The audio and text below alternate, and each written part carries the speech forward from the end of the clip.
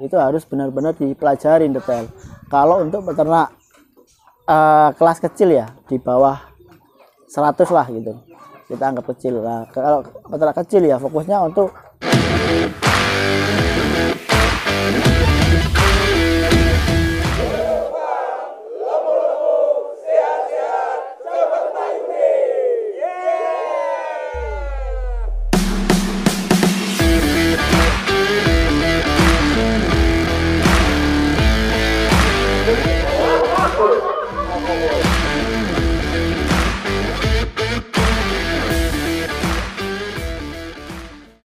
Assalamualaikum warahmatullahi wabarakatuh. Jumpa lagi dengan saya Wahyu dari Edu Ternak, yang juga sebagai founder dari Vetbus Premix gitu kan.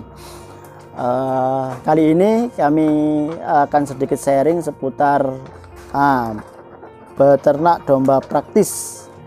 Ini request dari teman-teman, jadi ada berbagai macam pertanyaan ya seputar breeding ya.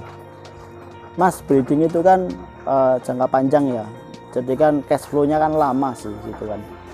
Nah, sebenarnya breeding itu cocok untuk siapa sih kayak gitu kan.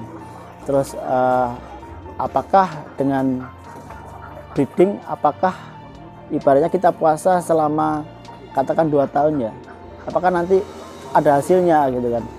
Nah, ini banyak sih pertanyaan-pertanyaan seperti itu, termasuk juga perkandangannya seperti apa, terus juga pakannya gimana, terus jenis-jenis atau breed ya, breednya itu seperti apa sih yang bagus, yang cocok gitu kan. Terus juga perawatan, mau perawatan sakit atau perawatan sehat itu seperti apa, dan juga untuk pemasarannya gitu kan. Nah, jangan lupa nanti tonton sampai akhir ya, supaya nanti ilmunya nggak setengah-setengah gitu kan. Nah, nanti di video selanjutnya kita juga ada analisa hitung-hitungan matematiknya lah kayak gitu. Hitung-hitungan matematik itu juga ya harus ada resiko gagal-gagalnya, itu juga harus dimasukin di situ supaya tidak terkesan itu sangat-sangat menguntungkan gitu kan. Padahal realisasinya kan belum tentu kan, pasti banyak permasalahan ketika kita menjalani itu gitu. Nah, yang pertama ini tentang perkandangan. Jadi kalau untuk breeding ya, mau baik kambing ataupun domba, sebenarnya yang ideal itu adalah di koloni gitu kan. Jadi enggak di apa ya, enggak di sekat satu-satu gitu, tapi lebih baik di koloni. Nah, koloni itu gimana ya? Koloninya itu sebisa mungkin setiap ternak itu punya ruang, jadi bebas kapanpun mau makan dan juga bebas kapanpun mau istirahat. Itu yang penting. Semakin longgar kandangnya itu semakin bagus. Semakin bagus karena ya karena tidak crowded gitu. Kalau kita kandangnya itu terlalu crowded juga tidak bagus untuk ternak. Nah, koloninya idealnya berapa? Nah, koloni idealnya itu adalah satu pejantan itu sebenarnya kan dalam satu koloni itu bisa mengawini sekitar 20 ekor. Itu dalam bisa dalam 2 siklus birahi lah kayak gitu. Nah, misalkan nih domba itu kan siklus birahinya per 14 sampai 17 hari sekali gitu kan. Artinya ya udah kita koloni selama 17 hari kali 2 atau 34 hari. Nah, jika masih ragu, maka kita bisa pakai teknologi yang namanya apa ya? Pejantan penanda. Bahasanya itu ada kapur ditaruh di depan gitu. Jadi kalau misalkan si betina itu udah dikawinin, nanti bagian punggungnya itu akan berwarna kapur yang ditempel di pejantan tadi. Itu tandanya bahwa betina itu sudah dikawinin kayak gitu. Sehingga kita bisa nandain mana aja nih si betina-betina itu yang udah dikawinin gitu. Udah dikawin sama pejantan gitu. Nah, yang dalam 2 kali siklus tadi, jika ada domba betina yang belum ada tandanya nih, belum pernah dikawin, juga belum kita tandain kalau dia udah dikawin. Nah, itu nanti bisa kita cari tahu apakah dia memang tidak birahi kayak gitu, ada gangguan reproduksi misal kayak gitu, atau memang perlu 1 siklus lagi lah gitu, perlu 1 siklus lagi. Sehingga bahasanya kayak gini, jadi kalau domba itu kan idealnya kalau pejantan itu usia 2 tahun sebagai pejantan kayak gitu. Nah, kemudian ada betina yang idealnya itu usia minimum 10 bulan dengan spek ya sudah dewasa tubuh gitu. Jadi bobotnya udah ideal untuk dikawinkan kayak gitu. Nah itu kemudian dikoloni jadi satu, jadi 20 ekor indukan atau doro dicampur sama jantan kayak gitu. Nah setelah nanti kalau udah kawin semua, jantan dipisah atau dimasukin di kandang koloni yang satunya kayak gitu, supaya dia tetap bekerja menghasilkan cempe-cempe atau menghasilkan indukan-indukan bunting yang memiliki genetik, nanti cempenya itu memiliki genetik dari si pejantan itu. Kemudian soal pakan ya, soal pakan ini ya balik lagi, kalau breeding itu yang pasti cash flow-nya lama gitu. Jadi sebenarnya ada beberapa poin-poin penting ya. Kita nggak harus misalkan nunggu sampai kita jual cempe gitu, cempe 3 bulan atau 6 bulan, kita nggak harus itu. Misalkan kita jual betina yang udah bunting, yang udah dipastikan bunting ya, udah dipastikan bunting, misalkan 1-2 bulan buntingnya, nah itu kita jual, itu bisa. Nah ini soal pakan itu kita bisa mengikuti pedoman-pedoman yang sudah ada. Jadi untuk breeding itu sebaiknya berapa sih proteinnya, berapa sih TDN-nya, apa saja sih bahan bakunya untuk pakannya lah kayak gitu. Terus berapa biayanya idealnya, itu harus benar-benar dihitung di awal sih kayak gitu. Dan suplainya itu harus benar continue gitu. Nah kita akan membahas itu di video selanjutnya. Jadi khusus untuk pakan breeding itu seperti apa, itu sangat-sangat seru sih nantinya kayak gitu. Terus termasuk juga kandang koloni, bagaimana spek-speknya itu nanti di video-video selanjutnya. Kemudian soal jenis atau breed, jadi jenis misalkan domba ini, domba ekor tipis atau domba ekor semi atau domba ekor gemuk atau domba-domba pedaging unggul lah. Ada juga domba bertanduk misalkan kayak gitu. Nah itu tergantung dari daerah kita, segmen pasar kita siapa. Kalau kita peternak besar, peternak yang berduit, kita nggak perlu mungkin mikirin segmen untuk pasar wilayah kita lah gitu. Kita mungkin bisa menjual lebih jauh gitu kan, antar provinsi gitu bisa, bahkan antar pulau itu sangat-sangat bisa. Untuk memang peternak-peternak yang fokusnya di breeding domba-domba unggulan, karena ketika genetik itu bisa beredar secara luas, maka kualitas ternak yang ada di Indonesia bisa lebih baik kayak gitu.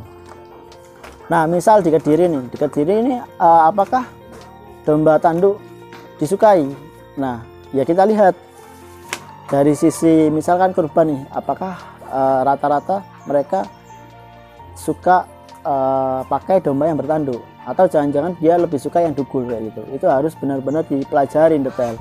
Kalau untuk peternak kelas kecil ya, mungkin kelas di bawah 500 itu kita anggap mungkin kecil lah gitu, atau di bawah 100 lah gitu kita anggap kecil lah. Kalau peternak kecil ya fokusnya untuk area sekitarnya saja, area lingkup mungkin satu kabupaten atau kabupaten lain yang mungkin berdampingan lah seperti itu bisa.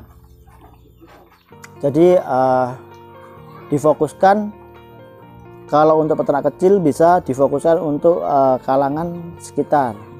Tapi kita sebenarnya bisa juga misal katakan produksi domba Garut misalkan ya, produksi domba Garut di Jawa Timur, tapi nanti misal dijual lagi ke Jawa Tengah atau kemana, itu bisa dengan melalui ekspedisi khusus yang memang dia bergerak di jasa pengiriman kambing domba gitu. Tapi ya rata-rata yang pakai jasa itu adalah mereka-mereka yang punya domba-domba unggul, domba-domba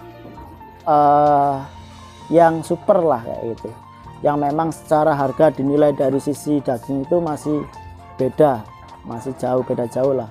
Mereka lebih mengunggulkan ke genetiknya kayak gitu untuk dibudidayakan kembali kayak gitu. Jadi lokasi itu sangat penting ya, yang pertama itu. Terus kemudian hobi. Jadi jenis breed itu ada yang memang di kelas hobi, dan hobi itu memang nggak ada nilainya lah gitu. Kayak misalkan jenis kambing PE lah gitu.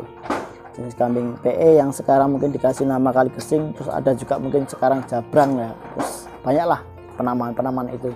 Dan di setiap daerah biasanya ada kontesnya, misalkan di daerah situ Bondo, Probolinggo, Pasuruan, mereka ada mungkin kontes untuk domba-domba unggul mereka di sana, misalkan jenis domba ekor gemuk.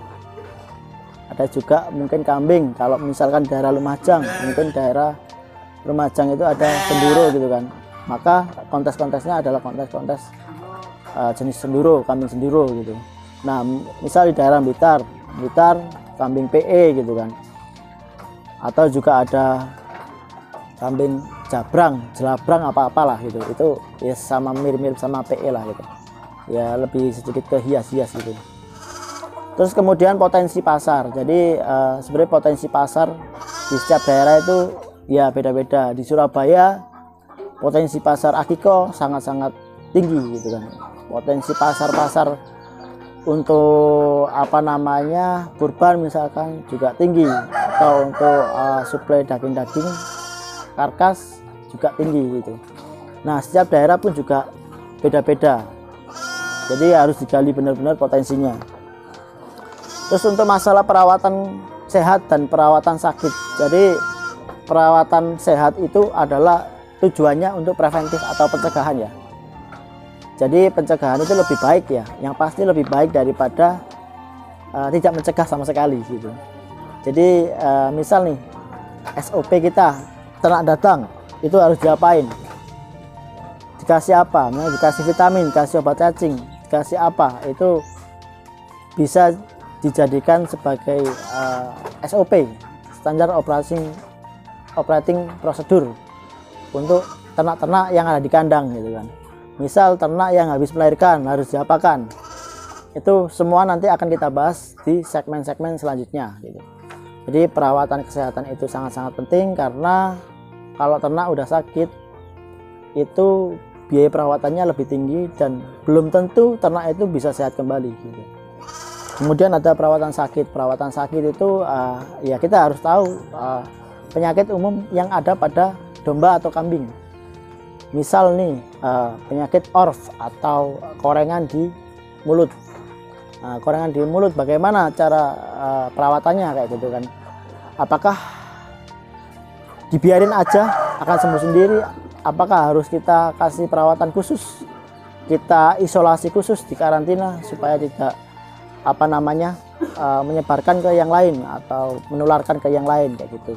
Terus penyakit manajemen, penyakit manajemen itu juga sering juga terjadi ketika kita tidak punya tindakan atau manajemen yang bagus gitu, entah manajemen pakan atau perawatan kayak gitu. Contohnya apa? Contoh penyakit manajemen itu seperti ketosis ya. Ketosis itu ketika ternak indukan itu terlalu gemuk banget, nah itu nanti biasanya terjadi ambruk ketika bening tua itu. Jadi pada intinya untuk perawatan sakit itu kita harus benar-benar preventif, menyediakan obat-obatan khusus atau kita bermitra dengan tim medis yang ada di wilayah kita, sehingga ketika ternak kita sakit harus segera ditangani secara pribadi sendiri, secara penanganan awal gitu kan, supaya tidak lebih parah gitu kan. Itu kemudian untuk pemasaran, nah pemasaran juga ya sama sih, kita harus punya banyak segmen pasar gitu kan. Segmen para pencinta domba kelas kontes misalnya, atau kambing kelas kontes ya, kita fokus di situ, tapi jangan jual kelas breeding ke mereka, karena mereka belum tentu tertarik terhadap yang kelas breeding, apalagi yang kelas potongan gitu. Jadi banyak segmen yang harus kita pelajarin, sehingga ketika kita mau mengeluarkan hasil dari budidaya kita, baik yang hasil secara unggulan atau yang rejectan lah, yang afkiran, itu masuk kemana-kemana, itu kita harus memikirkan itu gitu. Nah itu sih cara beternak domba praktis dalam hal breeding ya kayak gitu. Nah, mungkin akan dijelaskan secara detail satu persatu nantinya di segmen-segmen yang selanjutnya. Semoga bermanfaat. Jangan lupa like, subscribe, dan komen jika ada pertanyaan-pertanyaan khusus lebih detail mungkin yang perlu ditanyakan. Silakan bisa nge-save atau WA di nomor di bawah ini. Semoga tim Edu Ternak selalu berusaha menyajikan edukasi-edukasi terupdate dan selalu bisa empowering teman-teman peternak lah, seperti itu. Itu saja dari saya.